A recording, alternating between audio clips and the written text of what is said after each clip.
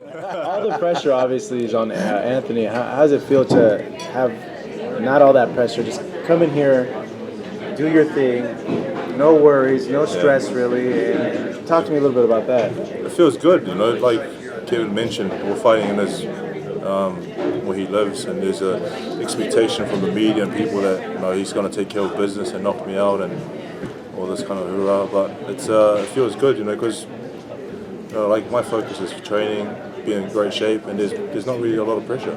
But I mean, if there is pressure, it's how, like I said, it's how you deal with it. And if you actually put pressure on yourself, I don't feel like there's any pressure on me. Even if there's a lot of people at home that rely on me or want me to do well, and but just go out there and do your best. What sparring partners are you bringing in? We don't talk about sparring partners. Giants,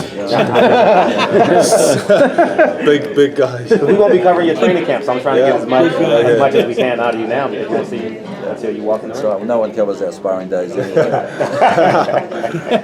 Parker, in your opinion, Joshua's last fight, do you think it was a premature stoppage? Yeah. My personal opinion is that I thought they stopped it a little early. I thought the punches at the end didn't really show when they're slow motion. I thought tackle would carry on, but the ref's doing his job. Look after the safety of the fighter. And are you looking for the knockout? If I hurt him, or if I see that he's hurt at any stage, I want to go for it. I want to go for the kill. Try to get him out there as fast as I can. Were you surprised at how resilient he was in the Klitschko fight, where a lot of people, he was down, looked like he might not be able to recover, and he found his second win? That's just the heart of a champion. That's the reason why he's a champion. He showed true heart, and respect him for that. It shows that when times do get hard, he can get back up and go for it. Because I know you mentioned that, or people mentioned that a lot of people think, they get intimidated by him. But for a while, I also heard the jury was out on him. Is he for real? Is he not? A lot of people's opinion changed after the Klitschko fight. Did your opinion change too because of that fight, or did you always kind of feel he was a real? No, I mean, the reason why I've been chasing him for all this time is because I respect him as a fighter. Mm-hmm. I know that he's one of the best in the world, and I think the best fighters bring out the best in me. So that's the reason why we're chasing. But I've always had an opinion that he's a good fighter. What do you guys make of all the talk online about the last performance? Did it bother you? Did it motivate you more to be even better at coming into this fight? What do you mean by that? Huey, yeah. Oh, yeah. Look, I tell you what, Huey Fury was the fight that I would never ever have put Joe in that fight. The style was the worst possible style. That's why the guy was undefeated. That's why there's no heavyweight out there putting their hand up saying, "Hey Huey, I want to fight you." Who calls Huey Fury out? No one. There was, for a minute, Dillian White was saying he was going to fight him, and then he thought, what the friggin' hell did I say? And then, and then he was out. Now he's fighting Lucas Brown. No one, look, let me tell you this, Huey Fury, over the next 2, 3, 4 years will win a world title. He has a horrible, horrible style for anyone. And the reason why we took the fight, as it was our mandatory. We had to get it out of the way to move forward. So we went over there, we fought him in his backyard. It wasn't the easiest fight to put together. We had all sorts of trouble. We didn't have a good relationship with the promoter or with the Fury camp.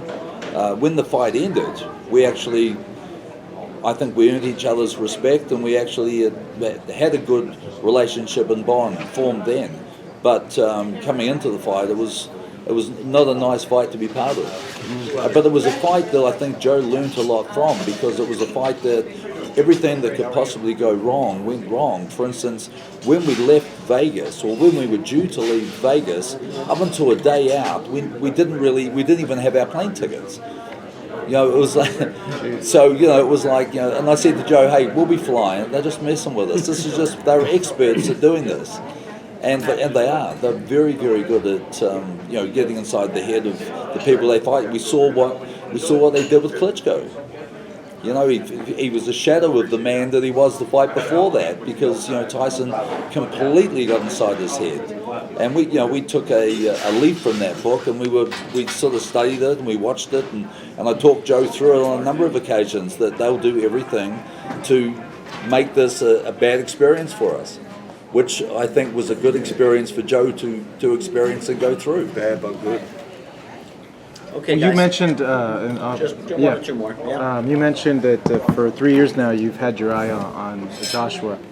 With that being said, have you guys had your eyes on Tyson Fury? I didn't really have. Did you? On Tyson. Yeah. Look, we took a lot of joy in Tyson Fury beating Klitschko. And Why? we all watched that fight because why? Yeah. Because it opened up the whole heavyweight yeah. division. I mean, The Klitschko reason why dominated we've for got that. such a Yeah. great red hot heavyweight division at the moment is because Tyson Fury beat Klitschko. So a lot of people have a lot to give thanks to Tyson for. It opened the Great point. I mean, And for us, Klitschko like we were the dominated. mandatory in the IBF, and then when he walked away from the WBO belt, we thought, okay, we can go straight in here and fight Andy Ruiz, which 29-0 guy. Not a lot of people call Andy out either. So we decided to deviate from the IBF to pick up the WBO belt, and we would never have had that opportunity if it wasn't for Tyson. Do you see collision course? Yeah, there could be. Yeah, Yeah. there could be in the future. Adversity. We recently spoke to Jamel Charlo, and he says there was a moment in boxing where he fell out of love with it, and then he fell in love with it again. Did you ever have that moment in your boxing career where it's like, I think I'm gonna get a job? I haven't had that yet. Not yet. Still, yeah. But if I do, though, I'll Please come back. Email, Twitter, I'll be all that. say, All right. I lost the love. Okay, guys. Let's let Joseph enjoy the fights. We got our first fight, our